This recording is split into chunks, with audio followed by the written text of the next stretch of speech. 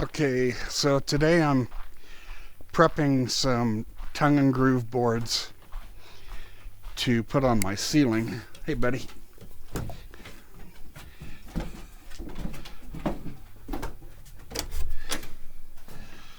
If you watched the last video, I trimmed some of these 1x12s into tongue and groove, working on the bench over here.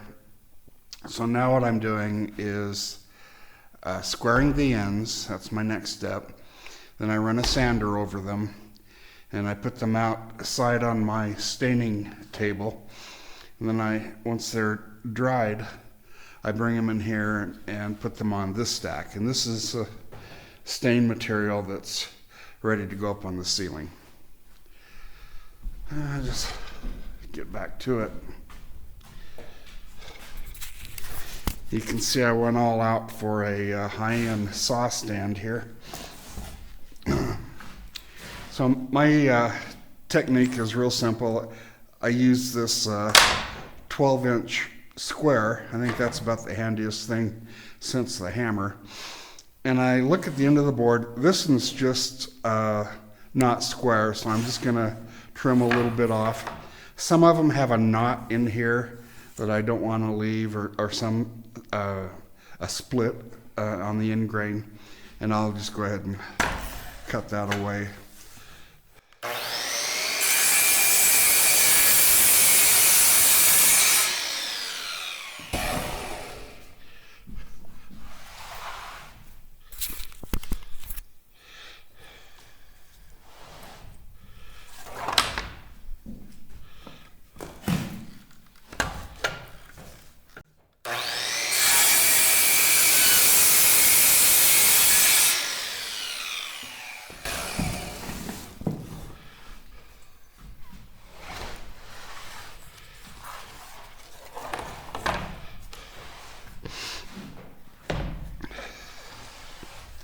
Now I've done this differently. I've gang cut them instead of just cutting them one at a time. But I found that I was spending so much time straightening the boards up to each other and clamping them in place so they wouldn't move. It was actually faster to just do it this way. Here on this one I've got some discoloration. So I'm gonna, instead of sanding all that out, I'm just gonna take it off. And I've also got a knot here that broke off the end of the board, so I'll clean that all up.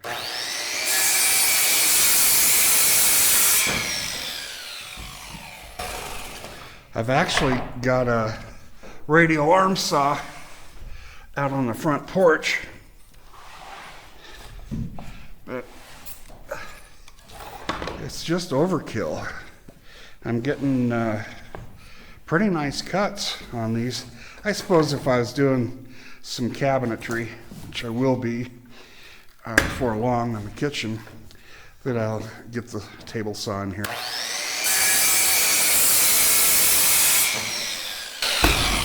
Not the table saw, but the radial arm saw.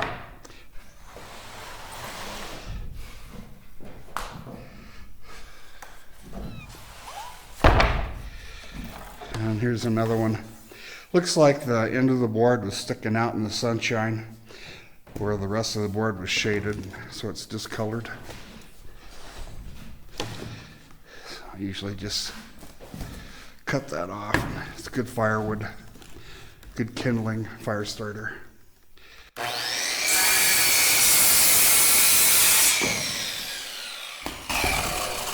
And that's how I square the boards. And the next step is to run the sander over the top, and I'll show you that. I also I have to choose which side of the board I want showing, and I do that when I'm pulling the material off the stack over here. And I put the finished side up, and then so that I don't lose track of that, I put a mark on the tongue that's going to be showing as I install, so that I know which side I want showing. And I put the mark about in the middle of the board because it's always easier for me to find. Whenever I'm carrying a board, I'm about in the middle of it. They're 14 foot long, so I can't grab one end and move it. Now I'll get the sander. Before I started woodworking this go around, I got some ceiling lights installed, which makes it much easier to see what I'm doing down here. The electrician should have put in some brighter bulbs, but at least it's better. Nice guy, that electrician. Handsome devil. I'm using a coarse sanding disc. It's 40 grit. And it's pretty coarse, but I'm not interested in a super smooth finish. I'm not building furniture. This is just going to go up on the ceiling. So people aren't going to be able to feel how smooth I sanded it, but I think you can see that I'm knocking off this glaze here. This is where I've sanded, this is where I haven't. So I'm just cleaning the wood with this coarse sandpaper. And the random orbital sander is very forgiving as far as not leaving scratches. You can see where I ended up here, and the strike marks are just barely visible. And I attribute that to this disc always changing positions as it's going around, so that it's not clawing at the same spot all the time. I'm getting about 10 or 12 boards per pad. I think I've got about 8 boards on this one. I'll be changing it over soon. And I just let the tool do its work. I usually run it one-handed, sometimes two. I'm not pushing down on it, not forcing it, just working it, letting the tool do the work.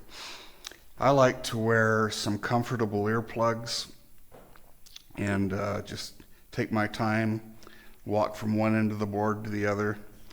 Each board takes me about 10 minutes or so, and then I stack them outside for the painter.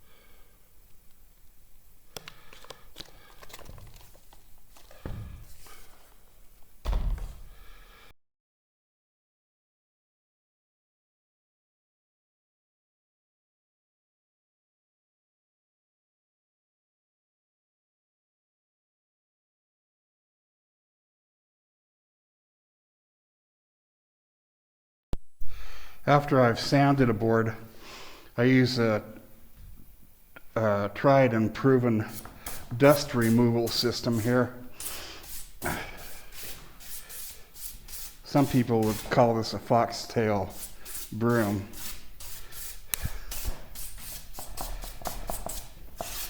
So the board, I've selected which side I wanted to see when it's on the ceiling, marked it, squared up the ends, and sanded it.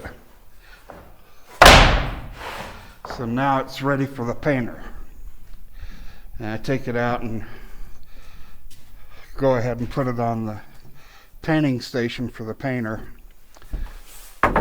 Painter's a real nice guy. Good looking guy. One of the smartest guys you'll ever meet. So I'm ready to start oiling some of the tongue and groove planks for the ceiling. Look around just a little bit before I start working. That's looking off to the north. That's off to the east. That's the outhouse down there. And over this way is looking to the south.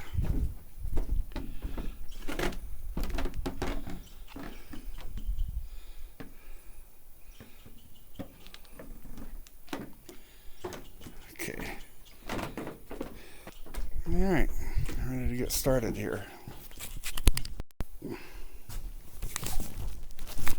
This is my applicator. It's been repurposed from another use.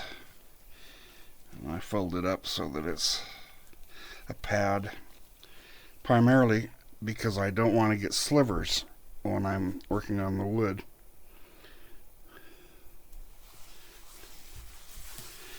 And I just work my way down the board.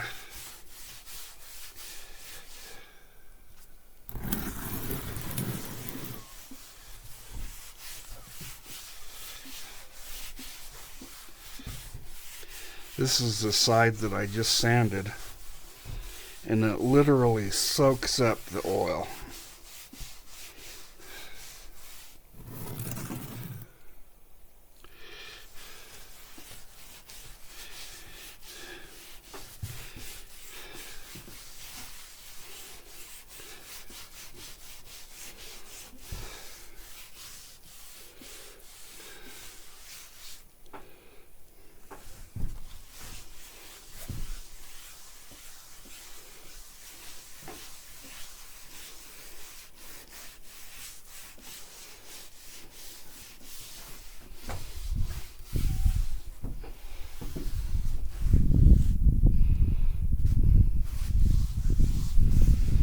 And this is kind of like sanding to me.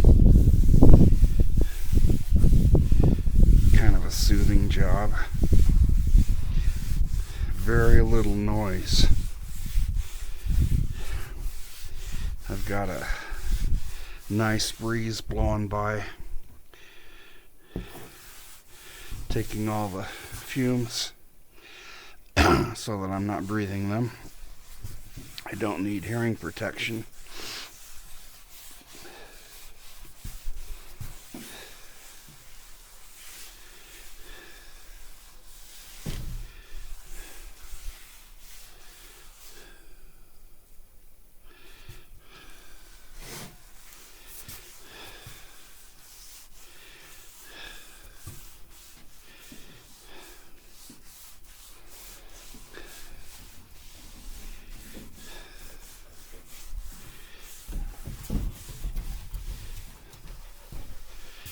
Okay, and then I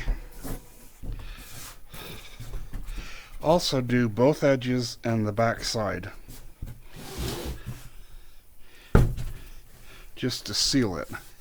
I'm not putting on as much, I'm just using my damp rag to hit all of the edges.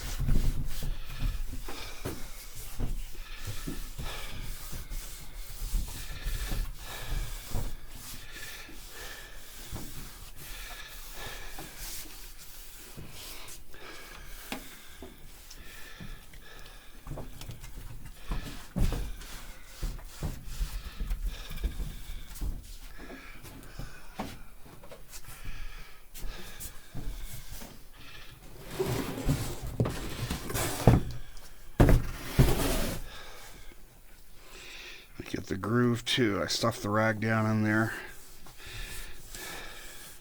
Part of the rag that's moist from dipping it in the oil. And I get it too. And the idea is to seal all the wood. I do it because I've seen wood warp because it was only sealed on one side.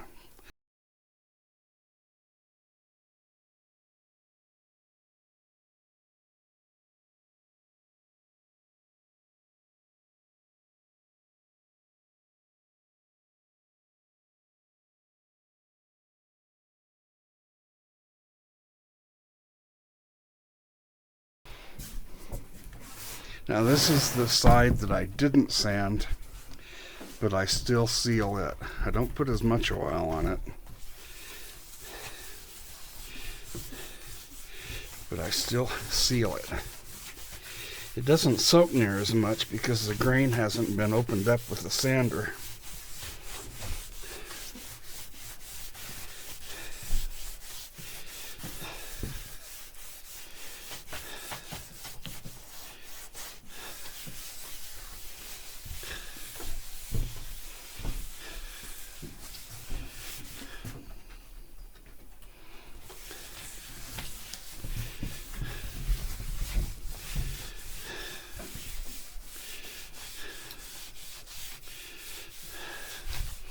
When my rag gets too dry, I'm not seeing any change in the tint of the wood, and the rag starts to drag because it needs more oil.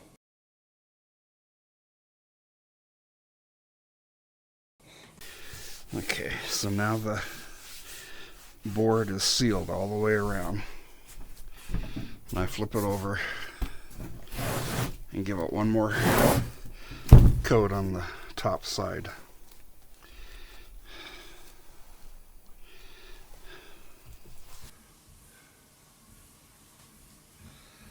This oil is a mix of mineral spirits, boiled linseed oil, and varnish.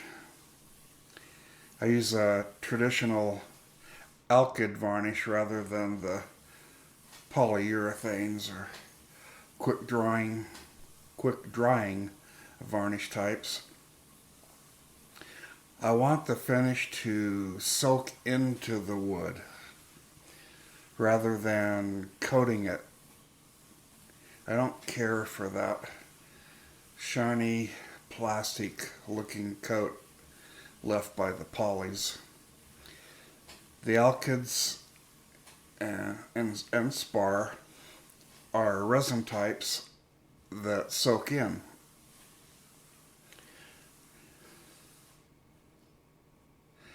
I may do some testing with polyurethane when I start the floors because it sets real hard. But for the walls and ceiling, I'm going with an alkyd varnish. I'm also using more oil, linseed oil, and less varnish in this mix for the ceiling planks. A softer finish on the walls and ceiling is fine.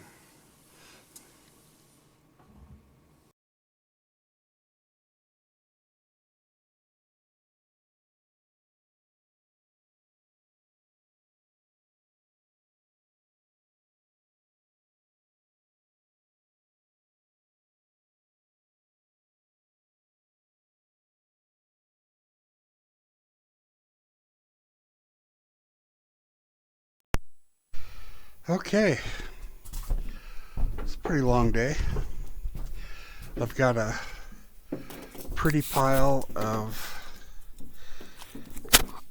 14-foot 1x12 boards trimmed up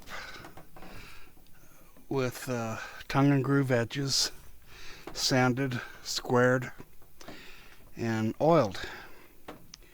I'm gonna let these dry a day or two and put them in the finishing stack inside. And the next step will be to put them on the ceiling. This is a pretty one. I like the contrast in colors.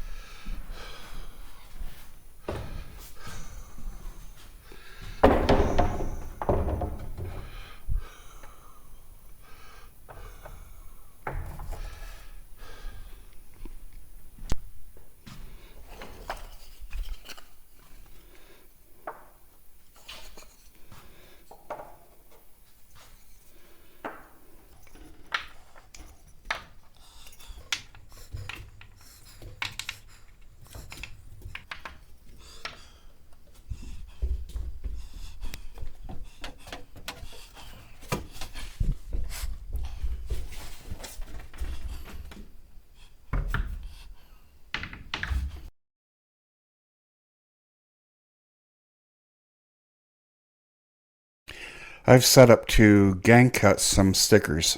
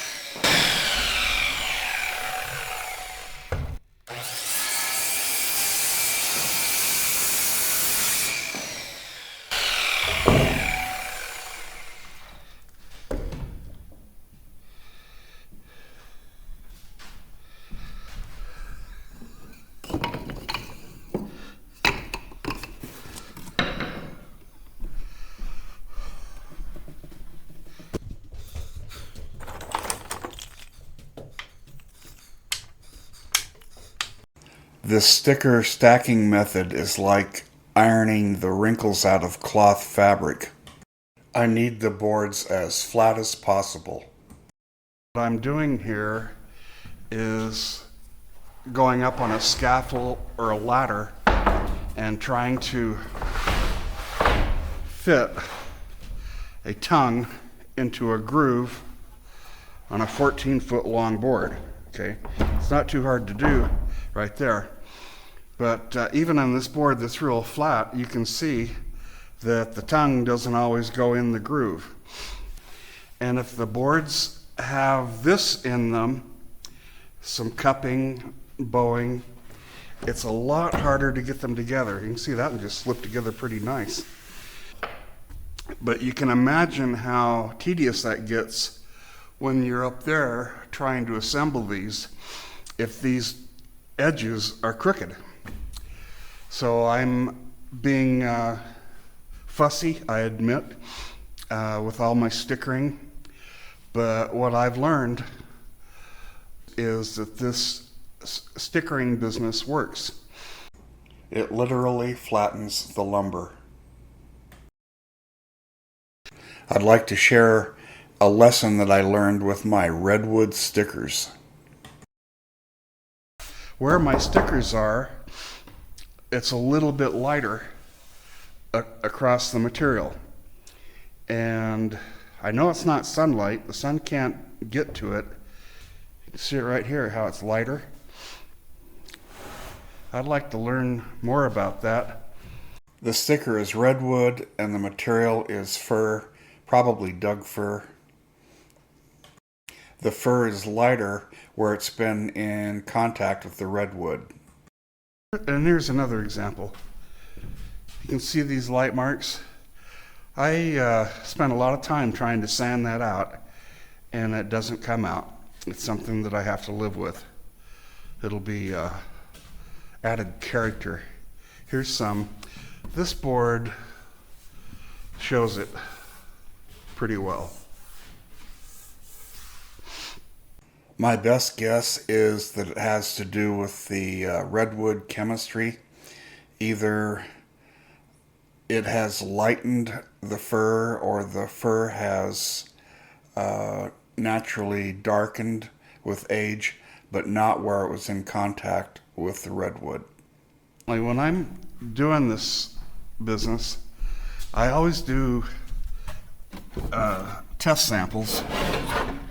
I would never make a pile of tongue and groove and then go to the store and buy something to put on it.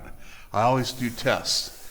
I want to know what it looks like, what it applies like, what it feels like. When I put a second coat on, I want to know what happens. Sometimes it turns into a mess. This is a case in point. I think I made a note here. 2 coats together. So when I put one coat on and then immediately put a second coat on, it worked. Trying a third coat after the first 2 failed, it gummed up. And sure enough, you can see how it couldn't soak in. And so the varnish mixture dried on the surface. And that'll happen with a lot of products. As far as I'm concerned, the wood finish industry is kind of a consumer shell game. The companies don't tell you what's in their material. You can get the material spec sheets and get some idea. But for the most part, they're pretty closed-lipped. And, you don't know what you're buying. Rather than tell you what's in the cans, you see labeling with words like natural or warm or hand-rubbed, heirloom, antique character. Not useful information. I get more useful information from the SDS or the safety data sheets than I do from the product labeling. Okay, so I've got all of the material that's been trimmed into tongue and groove, sanded and stained in a single pile. Now, because this is a single stack, I put some long stickers in here up against the wall so that I can't bump it and knock the stack over as easy. After I've got it stacked, I like to put something with some weight. In this case, I'm using oil and varnish cans. On the end where the boards are a different length, I just did the best I could with blocks, using blocks that are the same thickness as the stickers, trying to keep everything supported. And hopefully with this method, the boards will cure and set in a flat position so that they're easier to install on the ceiling. And that's about it. I'm running low on supplies and dog food, so I need to get into town.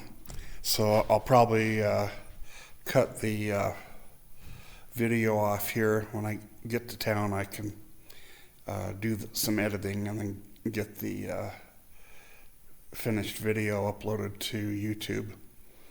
And until then, I'll see you later.